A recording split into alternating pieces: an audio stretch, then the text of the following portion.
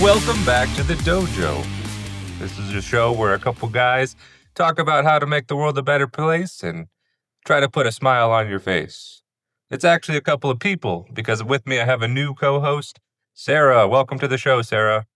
Thanks, Steve. It's good to be back. Thanks for having me. Sarah, this is your second time on the show. Yep. So that puts you up there with Master David Lenton and repeat performances. Wow. Not many people come back. They're usually too afraid.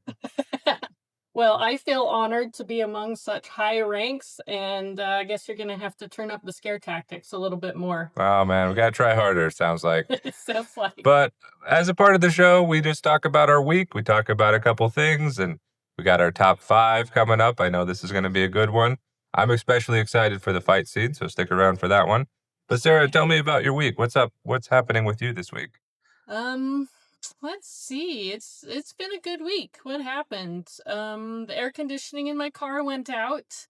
So I was able to go get that recharged, and expected it was going to be like an $1,100 repair, but it turned out with just a fraction of that money and some time, it got better. So that's great. And I was able to get in a lot of family time as well. I love family time. It's very recharging for me.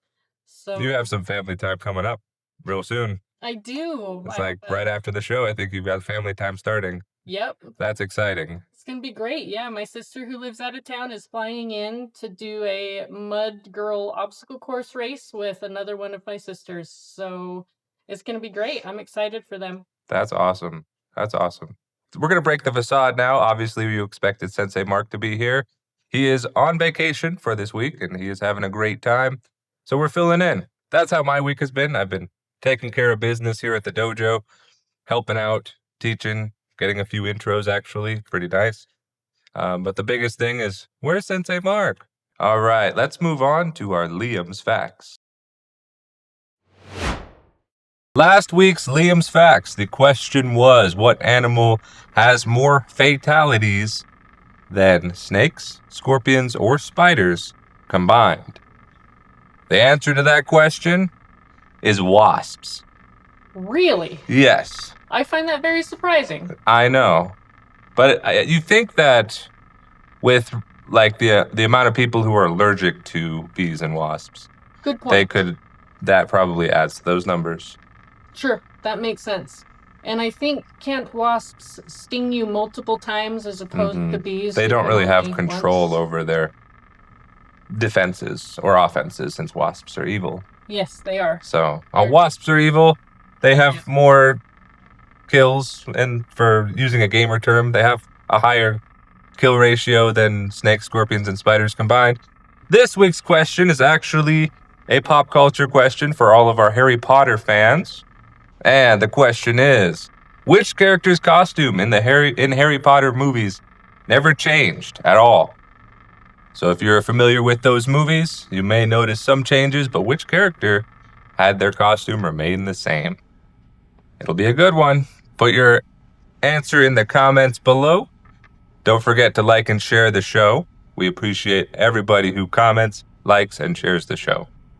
Moving on to our top 5.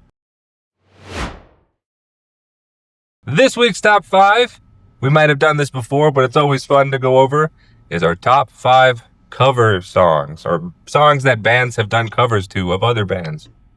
So, Sarah, you love music. What do you have for top 5 covers? I do love music, and this was a tough one. I had to discuss it at length with my siblings. A lot of detail here. And I tried really hard to only pick one cover per band, which was tough because I listened to some super bands who do mostly covers. So that's all right. We'll do the best that we can here. We'll try to get some really good bands. You can have as many honorable mentions as you want. Perfect, because I we'll do be have here a a few. while. We'll start with number 5. This is by a band called The Dark Side of the Moon. It is one of the super band cover bands that I spoke of. One of my favorites of theirs is called Legends Never Die. I found out at work that it was a cover. It was originally written for League of Legends, the video game, which I have never played nor seen. But they did a cover of that song, and it's fabulous. And so now if I ever hear the normal one, it's going to sound weird. Okay. I've heard the normal one. I want to hear the cover. Oh, it's fabulous. You'll love it. Number 4 is by a group called Exit Eden, another super band who does predominantly covers. One of my favorites of theirs is called Impossible. I actually heard here at the dojo, I heard the original, and it was really weird because I was like, this is familiar but not. How do I know this song? Because I swear I haven't heard this voice before, but these words are familiar. What's going on? I finally put 2 and 2 together. It was the original, not the cover, and it's still weird to me every time it comes on in the dojo. Mm-hmm. Number 3 is called I See Fire. That one's originally by Ed Sheeran. It's for the Hobbit movies. But the cover is by Melinda and Violet Orlandi. Unfortunately, this song is not available on the streaming service I subscribe to. Oh, no. I've only been able to see it on YouTube, but it's awesome. Number 2 is I Will Always Love You by Hailstorm. Oh, nice. Hailstorm's got some really good covers. I do. But I like this one in particular because the original singer was Whitney Houston. If you listen to this cover, it's very difficult to tell if it's Lizzie or Whitney.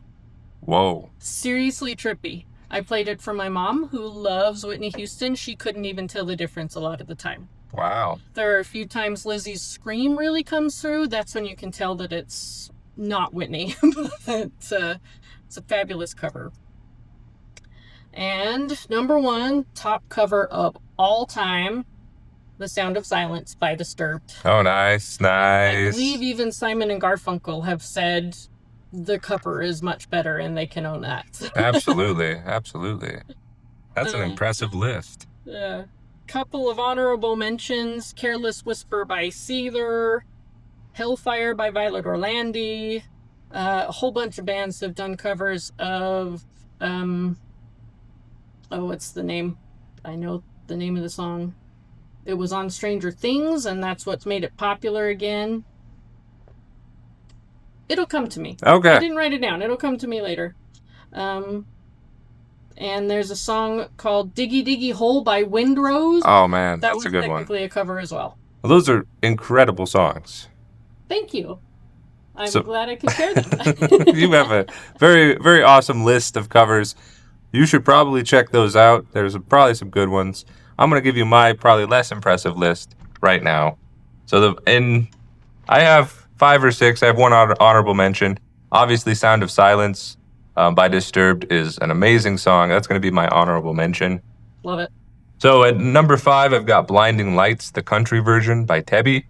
That's probably my favorite version of Blinding Lights. I've heard a metal version, but I like the country version because it has banjo and stuff. Cool. It's A Long Way to the Top, original song by AC/DC.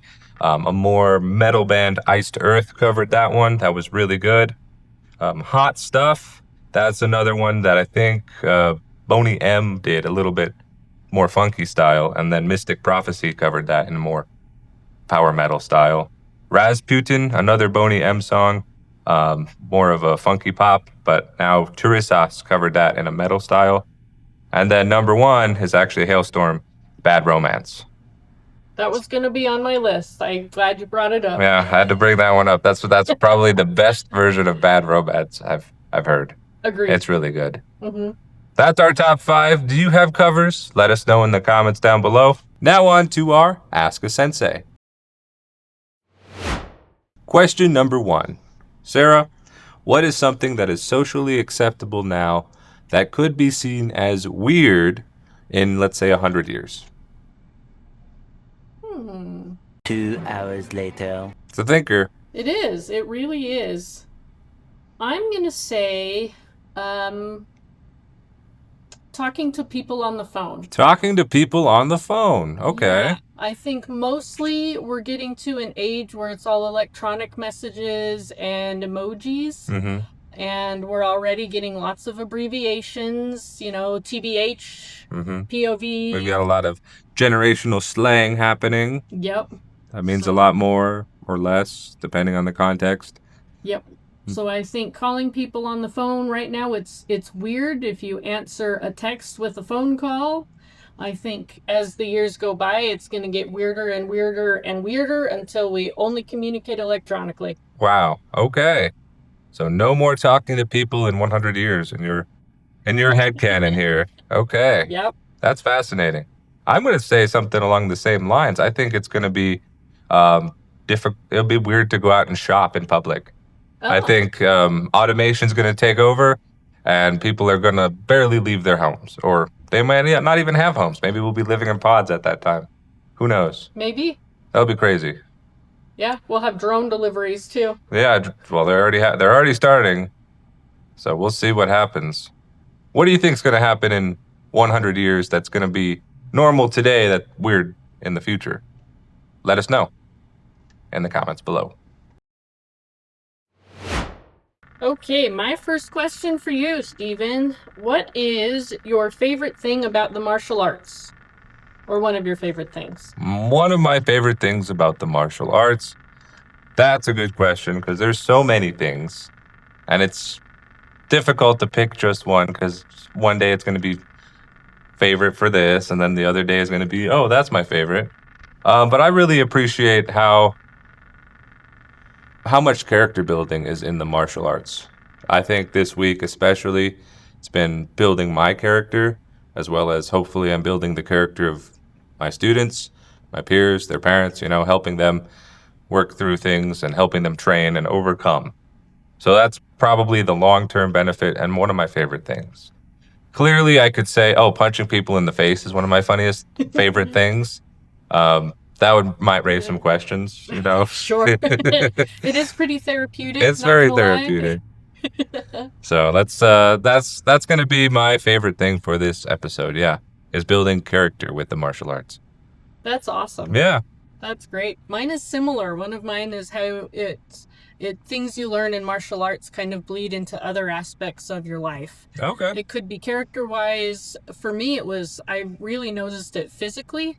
When I started getting into the footwork of the martial arts, I started to notice when I would drop things and I would go to pick them up, I would go into a twist stance and just sink really low and pick it up and then stand up out of the twist stance. Whoa. So it's changed the way I move. Okay. That's awesome. Yeah, so I've seen that too. Like for me, like when you teach half mooning to someone, yeah.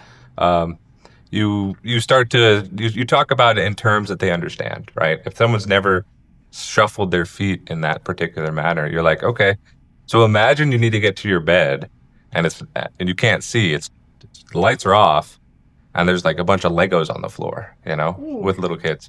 They love that reference because they love Legos. Yep. And they're like, I don't want to step on a Lego. Yeah, so you got to slide your feet in and out and you'll maintain your balance and you'll get to where you want to go.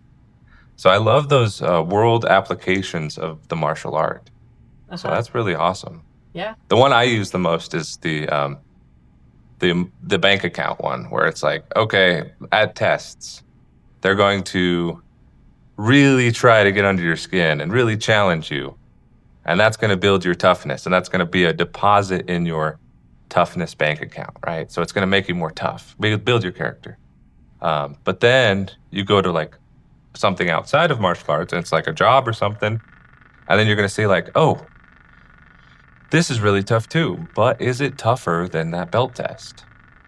And if it is, guess what? It's making another deposit. And if it's not, then it's like, oh, it's not that bad. Yeah. So that's another fun one that I use, practical application of the martial arts technique. But what are some of yours?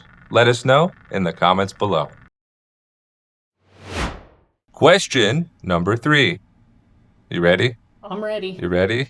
I hope so. This is actually a submitted question from longtime listener username H. And username H says, what came first? Or what came first? Oranges or the color orange? And why and how do you explain that to people? Are oranges orange because they are oranges, or are oranges orange because they are the color orange? Is the question, to the best of my quotation, username H. Okay. It's kind of like the chicken or the egg It question. is the modern day chicken or the Color egg. versus the fruit. Yes. Okay. I did look this up, but I want to hear how you would explain this to people. Okay. So it's up to you. Let's see if I can explain this, because I had a thought occur to me. Let's just see if I can translate thoughts into words. Mm-hmm. I think the color came first, Okay. because color has to do with vision and the light spectrum. Mm-hmm. And I think the light came before the plant that grew the fruit. You needed the light to grow the plant. So I think the light, the color, came first, and then the orange was named after the color. Wow. Okay. That's awesome. That's pretty deep, and I don't think our modern scientists went that deep, because our modern scientists or historians say that the fruit invented the color. Oh. Because the fruit, the orange, is from the Middle East, Okay. and they called it naranj or whatever. And then as the Europeans started adopting it, that changed into the term orange. They would initially call it like a yellowish red. They would call it a yellowish red, and but they're tired of saying two colors. They're like, what's color? What is this? Well, let's just call it what it is, a naranj or orange or whatever. And yeah, that's how the term came to be. But I really like that because light existed before the plant. And so light clearly is all colors of the spectrum, and it reflects. So yeah, in a way, you're right. That light existed first, and that light created the orange pit color. So scientists got to fact check a little bit. Yes. Come on. You talked about the evolution of language, which is a thing, but light existed first. There we go. There we go. But what are some other interesting questions that you want us to cover today, or that you want us to cover on the show?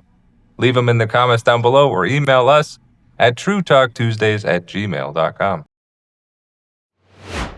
Okay, question number 4. What is something you would try if you knew you couldn't fail at it? Whoa, if I knew I couldn't fail at it?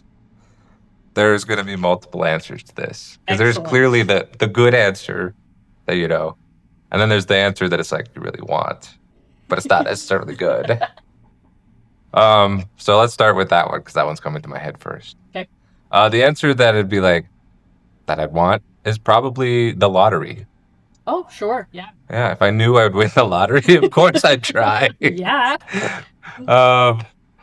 But the answer that is probably the one that's good, that's philanthropic, is, to make the world a better place. Because if you couldn't fail at that, you'd definitely make the world a better place. Oh, for sure. Yeah, and maybe you need money to do that, so maybe you have to win the lottery to make the world a better place. Maybe one leads to the other. Yeah. So that's my two off the top of my head. I might have to think about this one, but what are yours? I like that. I have given this, I had more time than you did to think of a response, so mine was, I would try a backflip. Try a backflip. Yeah. Okay. I love watching people who are able to do that kind of tumbling stuff. But I know of people, there was someone in the neighborhood where I grew up and another kid I went to high school with that were doing backflips and had done them for years and landed wrong and broke their necks. So I've always wanted to learn how to do a backflip, but I'm afraid that if I try, I'll break my neck. So if I knew I couldn't break my neck, That's right. I would try to do a backflip. That makes sense. Wow, okay. It's not as deep as yours as making the world a better place. I don't know that doing a I just had to say that because I'm being recorded. Oh, I see. I really thought about like, oh man, I could probably try catching a bullet, or I could do a backflip, or I could skydive with no parachute or something. Sometimes that works. But if I didn't fail, it would definitely work. Sure, yeah. So that's interesting. That's interesting because you can apply it to anything. Like, it could be very, very simple, like cooking the perfect steak or something. Or it could be something like, oh, I want to end hunger. You could apply that to anything. And that's And that goes to building like how much self-confidence do you have, really? It's like if you put your mind to anything, you can make it work. It's true. You can make it work. Yeah. You could think really hard and you could almost win the lottery. Almost. Doesn't work all the time, though. Right. You just have to think harder. Sometimes we can't. But that is a very good question. Thank you. What would you do if you knew you would not fail? What would you do? I'm particularly excited to hear responses to this one. Please let us know. Let us know in the comments down below. Now on to our fight scene. Okay, this week's fight scene is a good one. These are both 90s action heroines. And we've got Xena, Warrior Princess, versus Buffy, Vampire Slayer. All right, so with our fight scenes, I'm pretty sure you're familiar, but just in case we need a review, 3 rounds. First round is in one person's home field. Second round is the other person's home field. And round 3 is in the octagon, essentially. No weapons, no extenuous powers. They're fighting.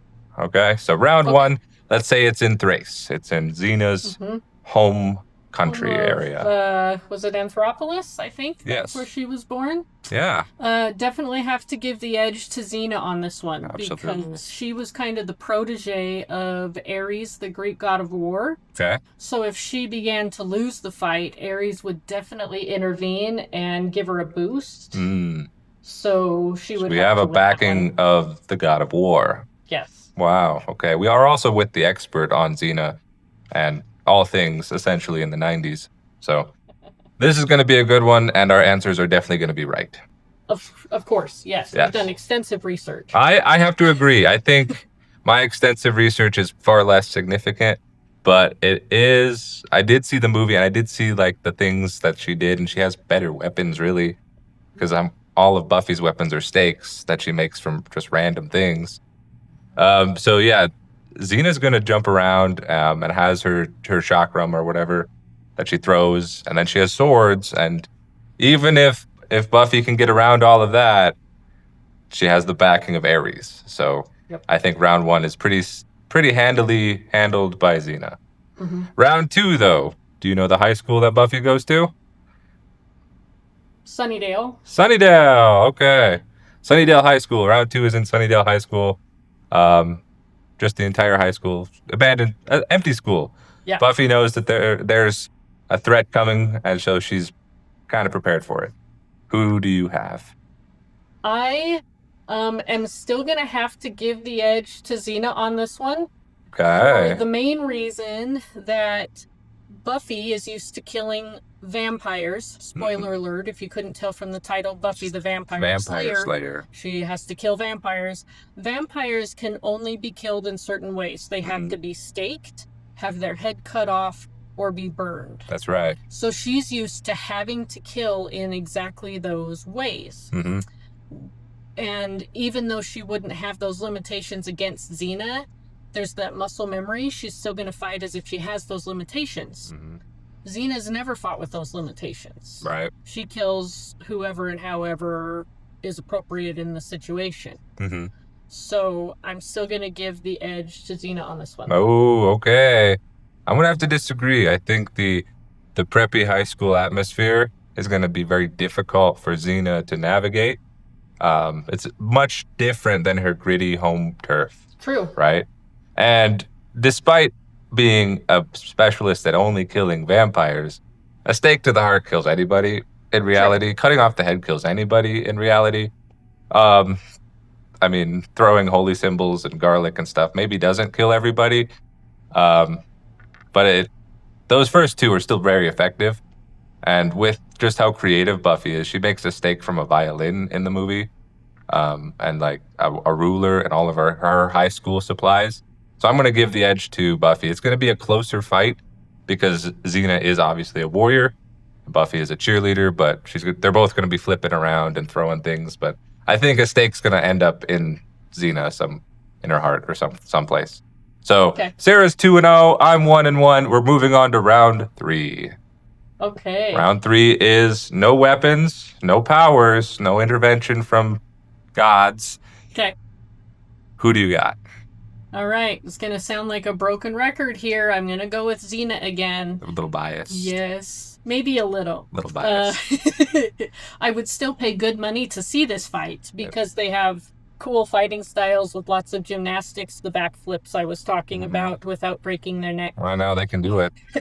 So that would be awesome to see all the jumping around the octagon.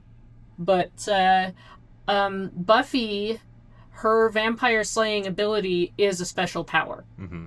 That's why she's able to take so many hits. And there's a spoiler alert, in a later episode, she gets hit by a robot, but then the police come and there's no bruising on her face. That's a magic power that comes from her being the Slayer. Mm-hmm. Not everybody has that power. Okay. So, without that power, Buffy might be able to do some gymnastics, but she's not able to withstand the blows. Okay. Well, there we go. I'm going to pick Xena as well. I think she's a little older than Buffy. Buffy's obviously in high school. So she has more time, more control over her limbs and her arms, and she's a seasoned warrior. You can't take the intuition of a fighter out of them. So you can take away magic powers and weapons and all that other stuff, but a fighter still knows to use what they have as weapons. So I think it'll be a pretty close fight in this one, because you're dealing with the veteran warrior prowess of Xena versus the nimble agility and backflips, because you can't take the cheerleader out of, you can't take the flips out of the cheerleader. It'll be a fight, but Xena will win because she's stronger. Yes. So I have Xena going 2-1, beating Buffy. You have Xena clean sweep, 3-0. Okay, but who do you think you would win in your mind? And why? I'd love to hear your rationale as well. Help me think from different angles that didn't occur to me before. That's right. Either way, let us know in the comments down below. Moving on to our joke of the week. Joke of the week. Sarah, what do you got for us? I heard this one at an event earlier this week and loved it. Why can't spies fart in bed? I don't know why. Because it would blow their cover. That was really funny. That was super funny. Thank you, I enjoyed that one. It's the mental image of a spy, a very suave like James Bond asleep, and then just the loudest rippling noise, and like the sheets like like a fall off superhero cape. And... off the bed. I've got one. Excellent. A woman in labor yells, "Shouldn't, wouldn't, couldn't, don't, can't." The doctor tells her husband, "Don't worry, those are just contractions." It's a language joke. Nice. Very good. All right, but if you have a good joke, let us know. We need more. Those are all funny, and we're here to put a smile on your face. Yep. Moving on to our shout-outs. Shout-outs this week. Do you have anyone special you'd like to shout out? First one that comes to mind is always first responders and military personnel. Thank you for your service, for keeping us safe, for helping us out in emergencies, for generally taking care of us. They make the world a better place. Absolutely. They're pretty active next door to us. Yeah. I have a couple times kind of had to reel the class back in because they're on duty and they're zipping out. There's like three cars going out at a time. Mm-hmm. I'm going to shout out everybody who's continued to train, everybody who comes to class after going to school. It's good to have you. I know you're tired and I know you have homework, and this is going to help you in the long run. So I'm also going to shout out you, Sarah. Thank you so much for being on this show and helping me struggle through this together. It's better than struggling through it alone. Sure. I really appreciate that. My pleasure. And by the time we hear this, Sensei Mark will be back. All right, moving on to our final thoughts. The final thoughts for me this week, we kind of talked about it between our segments, is it doesn't matter how many times you fail, it matters how many times you try. Just like your question, if you could do one thing without the fear of failure, like the possibilities are endless, right? And it should be an encouragement to people that we should try.